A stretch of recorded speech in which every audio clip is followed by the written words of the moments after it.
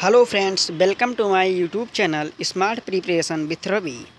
आज के वीडियो में हम आप सभी के सामने डिस्कस करने जा रहे हैं मैथ्स गणित।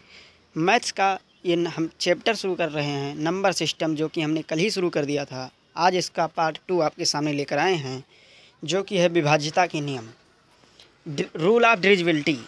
कल हमने आपको संख्याओं के बारे में बताया था पार्ट 1 में। अगर आपने वो वीडियो अभी तक नहीं देखा तो आप जाइए पहले वो वीडियो देखिए प्लेलिस्ट में, उसके बाद आप ये वीडियो देखिए, तब आपको ज़्यादा समझ में आएगा।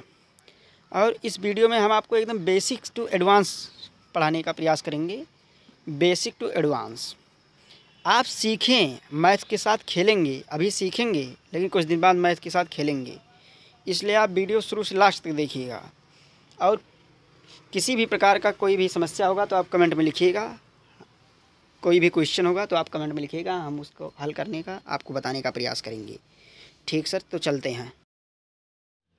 चलिए तो हम आज का वीडियो शुरू करते हैं। आज की वीडियो में हम आपको बता रहे हैं नंबर सिस्टम का पार्ट 2, विभाज्यता के नियम। कल हम आपको संख्या के बारे में बताए थे, संख्याओं के प्रकार, संख्या क्या होती हैं, सब संख्या के बारे में बताए थे। आज हम आपको बता रहे हैं पार्ट 2 में रूल ऑफ डिविजिबिलिटी, विभाज्यता के नियम।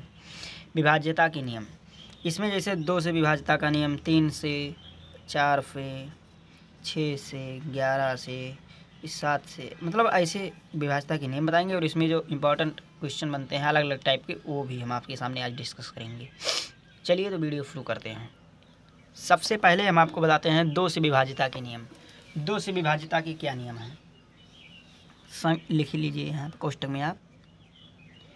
संख्या के अंत में, ठीक सर, संख्या के अंत में 0, 2, 4, 6, 8, अगर ये संख्या आया, ये नंबर किसी भी संख्या के अंत में, जैसे 220 आ गया, 332 आ गया, ठीक सर, 484 आ गया, 698 आ गया, मतलब कोई भी संख्या हो, अगर लास्ट में 0, 2, 4, 6, 8 ये संख्या है तो ये 2 से कटेगा। यही नियम है, इसको आप 2 से काट कर देख सकते हैं। इसके बाद आपके सामने चलिए हम बताते हैं 3 से विभाज्यता के नियम। 3 से विभाज्यता के नियम, 3 से विभाज्यता का नियम क्या है, ये लिख लीजिए आप। संख्या का योग 3 से विभाज्य हो। संख्या का योग 3 से विभाज्य अगर हो जाएगा तो संख्या भी 3 से विभाज्य हो गई। जैसे कोई भी संख्या आप ले लीजिए, जैसे हो गया 9, 6, कितना हो गया 15, ये संख्या है 15, इसका योग हुआ 9 + 6, और 15 आप 3 से काटेंगे कट जाएगा, अर्थात ये संख्या भी 3 से कटेगी। कोई भी बड़ी से बड़ी संख्या लीजिए, 6, 7, 3, 4, 2, आप इसको जोड़िए, 9, 7, 16, 16, 6, 22, 22, 3, 25, 25, 4, 29, 29, 2, 31, 3 से नहीं कट रहा है अभी आपका, इसमें आप 2 और लिख दीजिए, 31, 2, 33, ये 3 से कट जाएगा। और यहाँ तक काटेंगे तो आप 3 से नहीं कटेगा। और काट कर हम आपको दिखा दे रहे हैं कैसे 3 से कट जाएगा। ये 2 है, 3 से आप इसको काटिए, 3 बार जाएगा 9, ये 2, 6 हो गया, ये 16 हो गया, 3 बचे 15, 13 हो गया, 3 चौके 12, एक हासिल गया, इधर 14 हो गया, 3 चौके 12, इधर 22 हो गया, 3 7 21, इधर 1 हो गया, इधर 12 हो गया, 3 चौके 12, मतलब कट जाएगा। अगर संख्या का योग 3 से कट रहा है तो वो संख्या भी 3 से कट जाएगी। ये है 3 का नियम, 3 से विभाज्यता के नियम। चलिए आगे डिस्कस करते हैं। देखिए, जिस प्रकार 3 का नियम है, इसी प्रकार 9 का और 27 का भी नियम है। मतलब अगर किसी संख्या का योग 9 से कट रहा है तो संख्या 9 से कटेगी। अगर किसी संख्या का योग 27 से कट रहा है तो संख्या भी 27 से कटेगी। जैसे 3 का नियम था, इसी प्रकार इन तीनों का नियम है। इसीलिए इन तीनों को हमने सोचा साथ ही में बता दें कि संख्या का योग इस 9 से, 3 से और 27 से अगर कट गया तो ये संख्या इससे कटेगी। चलिए आगे डिस्कस करते हैं 4 से विभाज्यता के नियम। चलिए बात करते हैं 4 से विभाज्यता के नियम। 4 से विभाज्यता का क्या नियम है, यहाँ आप लिख लीजिए। संख्या के अंतिम 2 अंक, अगर ये संख्या के अंतिम 2 अंक अगर 4 से भाग देने पर कट रहे हैं तो ये संख्या भी 4 से कट जाएगी। जैसे कितना भी बड़ा आप संख्या लिख दीजिए, 2, 3, 4, 5, 9, 7, 6, अभी देखिए लास्ट वाला ये जो है ये 4 से कट रहा है या नहीं, लास्ट ये जो है, इसको आप जो 4 से काटेंगे तो 4 1 नम 4, इधर 36 हो जाएगा, 4 9 36 कट जाएगा, तो संख्या भी 4 से कट जाएगी। आप काट कर देख लीजिए, 4 से काटेंगे 4 पंचे 20, ये हो जाएगा 34, 3 इधर से हासिल गया। फिर आप इसको 8 बार ले जाएंगे, 4 8 32, फिर आपका ये 24 हो जाएगा। फिर आप इसको ले जाएंगे 6 बार, 24 हो जाएगा, फिर 19 हुआ, फिर 4 बार ले जाएंगे 16 हो जाएगा, फिर 3 इधर बचा 36, फिर 9 बार ले जाएंगे, फिर इधर 16 हो गया, फिर 4 बार ले जाएंगे, अर्थात ये संख्या 4 से कट गई। अगर लास्ट का 2 अंक 4 से कटता है तो संख्या 4 से कटेगी। इसी प्रकार 8 का क्या नियम है, अगर देखिए 8 का क्या नियम है, देखिए अगर संख्या के जो है संख्या के लास्ट के 3 अंक, ठीक सर, अगर संख्या के लास्ट के 3 अंक 8 से कट रहे हैं तो संख्या भी 8 से कटेगी। इसी प्रकार संख्या की लास्ट के 4 अंक अगर 4 से कट रहे हैं तो वो 16 से कटेगी। इस प्रकार हमने आपको बताया 4 से, 8 से, 16 से, एक साथ इन तीनों का याद कर लीजिए। अगर लास्ट के 2 अंक, लास्ट के 3 अंक, लास्ट के 4 अंक, इन सब से कट रहा है तो संख्या भी कट जाएगी। हमने आपको बताया क्या इससे पहले, 3 9 ये सब बताया हमने, 27 भी कटता है, इस प्रकार हमने बताया। 81 अगर आ जाएगा तो वो भी यही नियम होगा, अगर संख्या का योग 81 से कट रहा है तो संख्या भी 81 से कट गई। इस प्रकार आगे डिस्कस करते हैं 5 से। 5 का तो बहुत ही सिंपल है। 5 का विभाज्यता के नियम क्या है, 5 का विभाज्यता का नियम है कि संख्या के अंत में क्या है, अगर संख्या के अंत में 0 या 5 आ जाएगा तो संख्या 5 से कट जाएगी। कोई भी संख्या आप ले लीजिए, अगर लास्ट में 0 या 5 आएगा तो संख्या 5 से कटेगी। ठीक सर, चलिए इसके बाद बात करते हैं हम 6 से विभाज्यता के नियम। 6 से विभाज्यता का नियम क्या है, देखिए 6 को आप 2 खंडों में कर विभाजित कर सकते हैं, 1 2, 2 गुणे 3 में कर सकते हैं इसको। ठीक सर, अर्थात जो संख्या 2 से और 3 से दोनों से कट गई वो संख्या 6 से ज़रूर कटेगी। बस यही नियम है कि संख्या जो है 2 और 3 अगर दोनों से कट गई तो वो संख्या इससे कटेगी 6 से। कोई भी संख्या आप ले लीजिए, जैसे 6 का मान लीजिए, जैसे 12 6 से कटता है ना, अब इसको आप देख लीजिए, ये 2 से भी कटेगा, 3 से भी कटेगा। 2 से आप काटेंगे 6 से बचेगा, मतलब 6 बार जाएगा, और 3 से काटेंगे तो 4 बार जाएगा, मतलब पूरा चला कट जा रहा है। इस प्रकार कोई भी संख्या हो, अगर वो 2 और 3 दोनों से कट रहा है तो वो 6 से कटेगा। चलिए इस प्रकार हमारा, इसके बाद विभाज्यता के नियम में आपका बचता है 11 से, जो सबसे इम्पोर्टेंट है। बताते हैं 11 से विभाज्यता के नियम क्या है।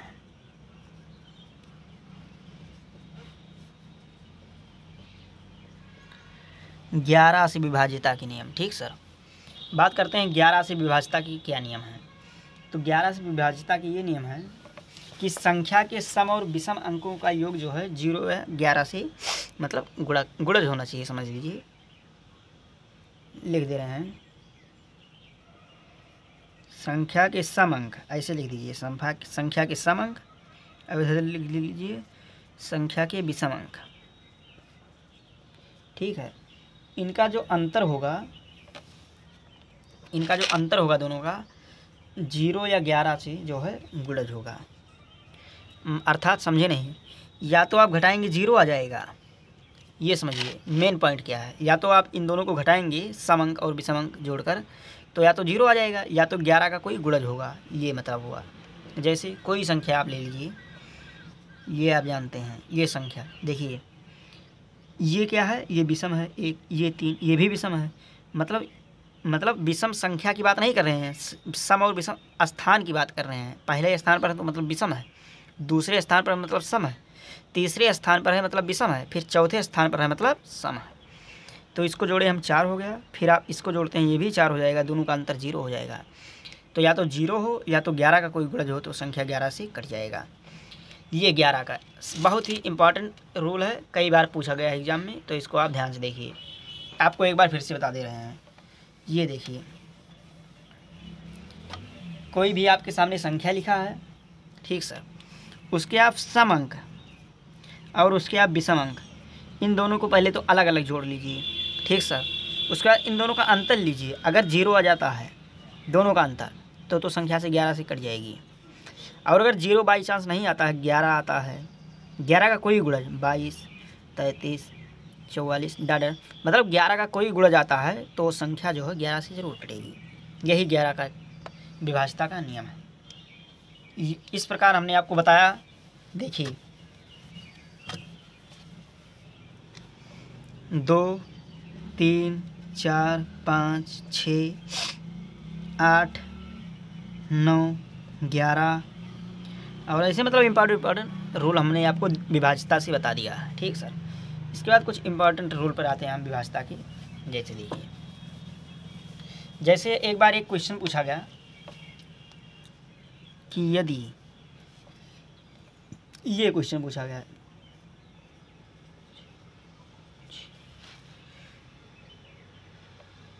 ये कितनी बार दिया गया 26 बार, कि अगर ये 7 जो है 26 बार हमारा ऐसे लगातार लिखा रहे और इसको हम भाग दें किससे 13 से, 13 से अगर हम भाग दें तो पूछा था हमसे कि शेष क्या होगा, ये बताइए। यदि ये क्वेश्चन था हमारा, यदि 7 7 7 ये 26 बार लिखा हो और इसको 13 से भी भाग देना हो तो शेष क्या बचेगा, ये नियम आया विभाज्यता का नियम। तब लोग कंफ्यूज हो गए, ये सवाल अब कैसे लगेगा, अब बताइए कैसे लगेगा। तो इसका एक ही देखिए, इस पर एक कॉन्सेप्ट है वो हम आपको बता दे रहे हैं। पहले अभी इसको बता देंगे, पहले एक कॉन्सेप्ट आप देखिए कि यदि किसी भी अंक को, ठीक सर, किसी भी अंक को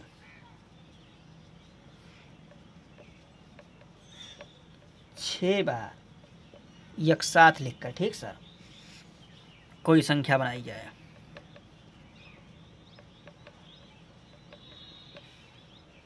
किसी भी अंक को 6 बार लिखकर एक साथ लिखकर कोई संख्या बनाई जाए, जैसे कोई भी संख्या हो, अगर आपको 6 बार एक साथ लिखकर आप बनाते हैं 3 4 5 6, 1 2 3 4 5 6, ठीक सर, 1 2 3 4 5 6, 1 2 3 4 5 6 4 5 6, ठीक सर, ये हो गया। मतलब कोई संख्या है अगर आप उसको लगातार 6 बार लिखते हैं तो इसका कौन सा नियम है, इसका नियम ये है कि ये संख्या जो है 7 से 11 से 13 से और 37 से, ये 4 अंक से विभाज्य होगा। ये नियम है हमारा। फिर से देख लीजिए, आपको दिखाई नहीं दिया होगा। 7 से 11 से 13 से और 37 से। देखिए कि यदि किसी भी संख्या को हम 6 बार लगातार लिखते हैं तो वो संख्या आप यहाँ नोट डाउन करके लिख लीजिए, 7 11 13 और 37 से विभाज्य होगा। चलिए इसके बाद नेक्स्ट रूल पे आते हैं। इस पे ये क्वेश्चन पहले हम आपका सॉल्व करवाते हैं। देखिए चलिए देखिए, अभी हमने आपको बताया कि कोई भी संख्या हो अगर उसको लगातार हम 6 बार लिख देते हैं 1 2 3 4 5 6, तो किससे किससे कटेगा, 7 से 11 से 13 से और किससे 37 से। हमने आपको अभी बताया है तुरंत तत्काल, इससे कटेगा। ठीक सर। तो ये संख्या हमारा लगातार आ गया, लेकिन ये 6 बार नहीं आया, ये हमारा कितनी बार आया 26 बार। ये हमारा 26 बार आया, तो कोई दिक्कत नहीं है, 26 बार आने दीजिए। इसको भी हम आपको बताएंगे। देखिए 26 बार आया ना, तो मतलब अगर 6 बार आता तब तो ये 13 से पूरा विभाजित हो जाता। ठीक, 6 बार अगर आता तो 13 से विभाजित हो जाता, लेकिन ये आया कितनी बार 26 बार। तो 26 को हम क्या लिख सकते हैं, 6 × 4 + 2। अब आप पूछेंगे ये कहाँ से आ गया, आप ये कैसे जानिए कि हम इसको इस तरह लिखेंगे। तो हम बताते हैं आपको कैसे जानेंगे। हमने आपको बताया कि अगर 6 बार होता तो पूरा विभाजित हो जाता। तो इसको हम देखते हैं कि ये अगर 6 से देखा जाए तो ये कितना ज़्यादा या कितना कम है। 6 का अगर गुणा किया जाए तो 6 के गुणा से लगभग कितना ज़्यादा है या कितना कम है। ठीक सर। तो ये देखिए, इसका मतलब ये हुआ कि 6 हुआ, 2 बार गुणा किए 12 हुआ, 3 बार गुणा किए 18, 4 बार 24। हमने जब 4 बार गुणा किया मतलब 24, तो मतलब 24 अंक अगर होता, 24 बार अगर होता, ये 7 7, ये 7 7 जो आपका है, ये अगर 24 बार होता तब तो हमारा पूरा पूरा कट जाता। लेकिन ये आ गया हमारे कितना 26 बार। तो ये जो 26 बार आया ये 2 बार जो है ज़्यादा आ गया, तो आप यहीं 2 बार लिख दीजिए इसको। और इसको आप 13 से विभाज्य कर दीजिए, 13 से भाग करिए इसमें ना। आप जब इसमें 13 से भाग करेंगे तो शेष कितना बचेगा, देखिए आप 13 × 5 = 65, 65, फिर 5 70 और 7 12, अर्थात आपका 12 जो है ये शेष बचेगा।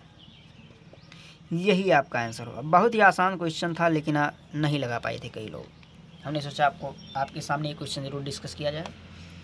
चलिए इसके बाद कुछ इंपॉर्टेंट रूल के बारे में पता करते हैं। क्वेश्चन और लगाते हैं इस तरह, जैसे क्वेश्चन आ जाए, जिसके समझ में नहीं आया हो वो एक बार फिर से देखिए कि 6 6 6 ये हमारा कितनी बार है? 24 बार।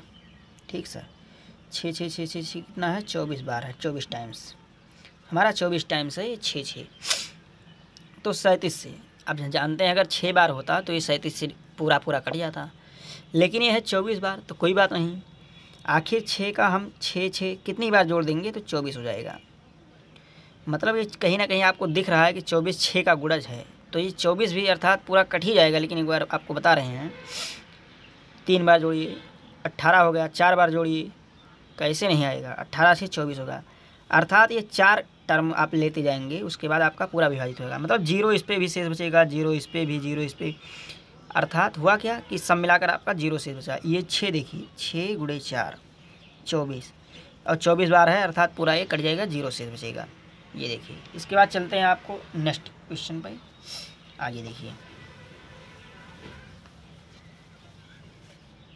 अगला टाइप बताने से पहले हम आपको 4 नियम के बारे में बताना चाहते हैं। ये 4 नियम एक बार देख लीजिए, इसके बाद आपका सारा क्वेश्चन लगने लगेगा। जैसे क्या है ये x power n plus y power n। ठीक सर, ये जो है सदैव x प्लस वाई से विभाज्य होता है। ये सदैव x प्लस वाई से विभाज्य होता है, लेकिन कब विभाज्य होता है? x प्लस वाई से सदैव विभाज्य होता है, लेकिन कब होता है? इसका भी एक कंडीशन है, जब n क्या हो, n विषम संख्या हो। जब n विषम संख्या होगा तो x power n plus y power n ये सदैव x प्लस वाई से विभाज्य होगा। ठीक, ये नियम एक आपका हो गया। एक आपको बताते हैं दूसरा नियम, x power n minus y power n अगर है, ठीक, तो ये किससे विभाज्य होगा? ये x प्लस वाई और x माइनस वाई दोनों से विभाज्य होगा, लेकिन कब होगा? जब n सम संख्या हो। ये दूसरा नियम है। देखिए, ये पहला नियम हो गया, ये दूसरा नियम हो गया। ठीक सर, तीसरा नियम हमारा क्या है? इसी में देख लीजिए, तीसरा नियम अलग से लिखने की जरूरत नहीं है। अगर ये देखिए, अगर ये an विषम हो, यही कंडीशन है, यही टर्म है। इसमें अगर n सम हो तो ये हो जाएगा, दोनों से विभाज्य होगा। लेकिन अगर कहीं n विषम हो तो ये किससे विभाज्य होगा? तो ये x माइनस वाई से विभाज्य होगा। ये देखिए, तो ये x माइनस वाई से विभाज्य होगा। उसके बाद एक आपको और बता देते हैं, इसके बाद हमारा 3 ही टाइप में लगभग ख़त्म कर देंगे आपको। देखिए, तीसरा हमारा ये नियम है। देखिए, आपको बताते हैं कि x पावर n माइनस 1 अगर कहीं लिखा है, ठीक सर, तो ये सदैव x माइनस 1 से विभाज्य होगा। ये ट्रिक, ये देखिए, ये आपका एक ये भी नियम है। x पावर n माइनस 1 लिखा है तो सदैव x माइनस वाई 1 से विभाज्य होगा। n का मान जो है सम हो या विषम हो, दोनों कंडीशन पे। देखिए सर, n का मान जो है सम हो या विषम हो, दोनों कंडीशन पे ये x माइनस 1 से विभाज्य होगा। आपको अभी ये समझ में नहीं आएगा, लेकिन हम आपको क्वेश्चन दे रहे हैं, अभी आपके तुरंत समझ में आ जाएगा।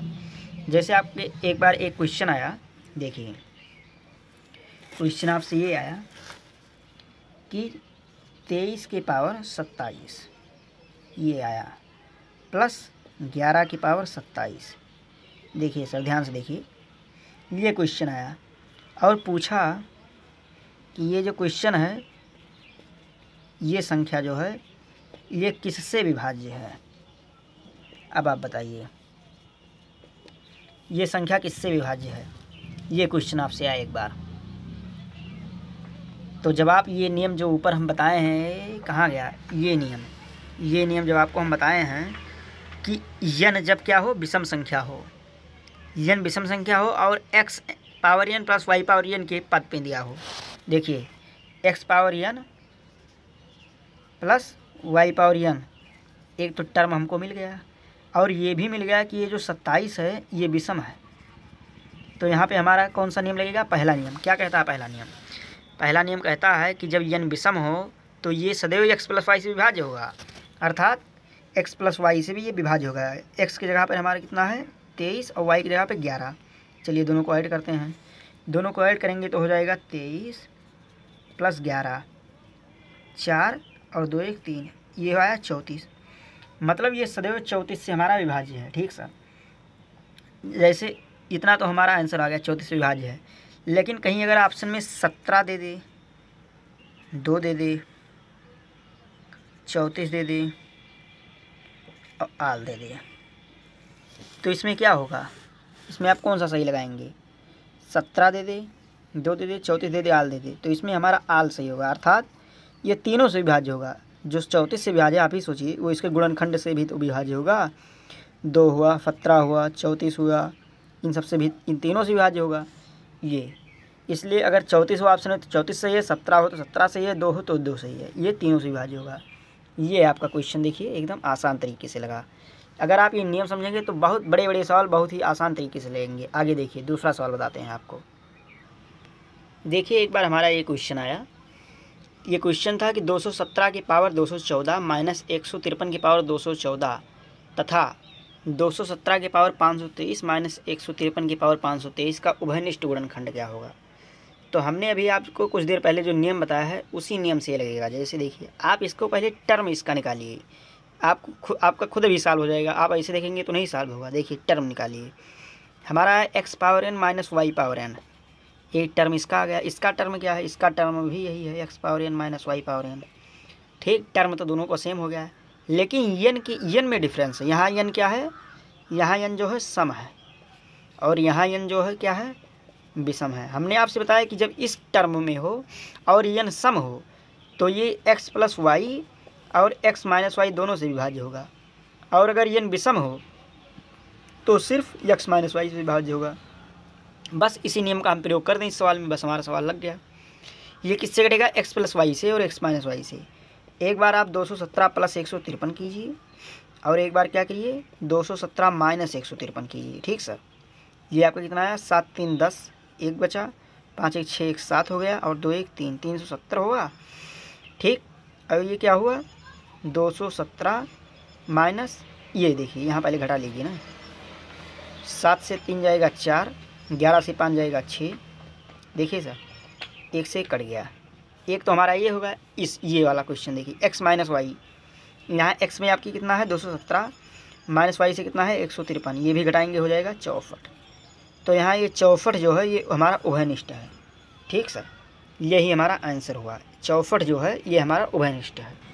देखिए इसमें हमारा 64 आंसर आया। कैसे आया एक बार फिर बताते हैं। हमने आपको बताया है अभी कुछ देर पहले, ये एक नियम है कि x power n minus y power n के टर्म में हो और अगर x सम हो, n अगर ये जो घात है n ये अगर सम हो तो x plus y x minus y ये दोनों से विभाज्य है, और इसी का टर्म में है। लेकिन अगर n विषम हो गया बाई चांस तो ये सिर्फ x माइनस वाई से विभाज्य होगा। वैसे आप देखेंगे उभयनिष्ठ का मतलब पहली बात होता क्या है, कुछ लोग को अभी ये भी नहीं समझ में आया उभयनिष्ठ क्या है। उभयनिष्ठ मतलब HCF, उभयनिष्ठ मतलब HCF। ये देखिए, और जब x plus y x minus y और उभयनिष्ठ का मतलब होता है HCF। इन दोनों में कामा कौन है? मतलब HCF का मतलब होता है दोनों में जो दोनों में कामन हो। दोनों में कामन x माइनस वाई है। x माइनस वाई का मान कितना है 64, तो अर्थात इसका उभयनिष्ठ गुणनफल कितना हो गया 64।